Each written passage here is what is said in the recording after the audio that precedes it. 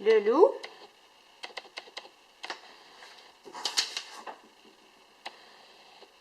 et l'agneau.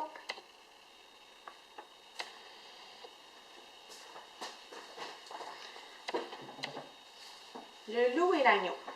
Alors, en résumé, cette fable, c'est un loup affamé qui rencontre par hasard un agneau lorsqu'il arrive à la rivière pour se désaltérer.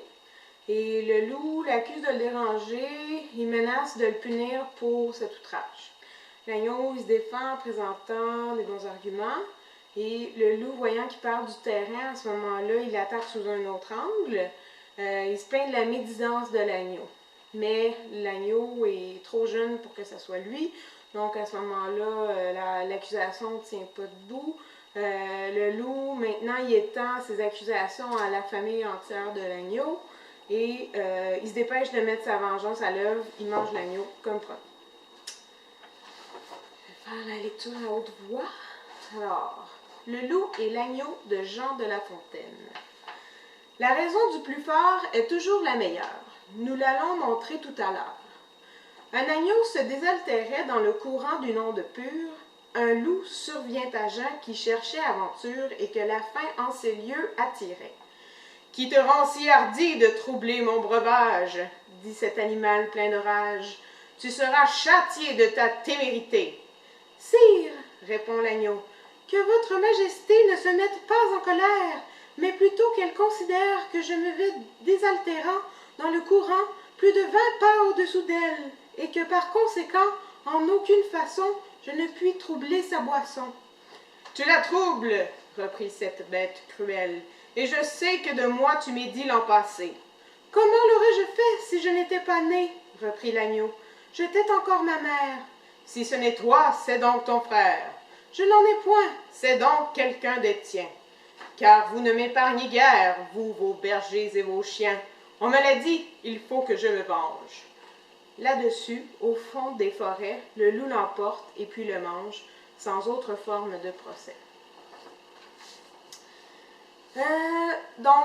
La leçon à tirer de cette fable, c'est que La Fontaine nous montre habilement que les motivations des gens ne sont pas toujours celles qu'on nous laisse croire. Le loup prétexte un désir de vengeance afin de justifier le fait qu'il veuille manger l'agneau, alors qu'en réalité, c'est la faim qui le tenaille. Pourquoi? Le loup veut se hisser au-dessus des pulsions du corps, de ses désirs animaux. Il veut montrer qu'il vaut mieux que ses bas instincts, comme ceux d'assouvir sa faim. Il veut montrer qu'il a le sens de la justice aussi en demandant vengeance pour l'offense vécue.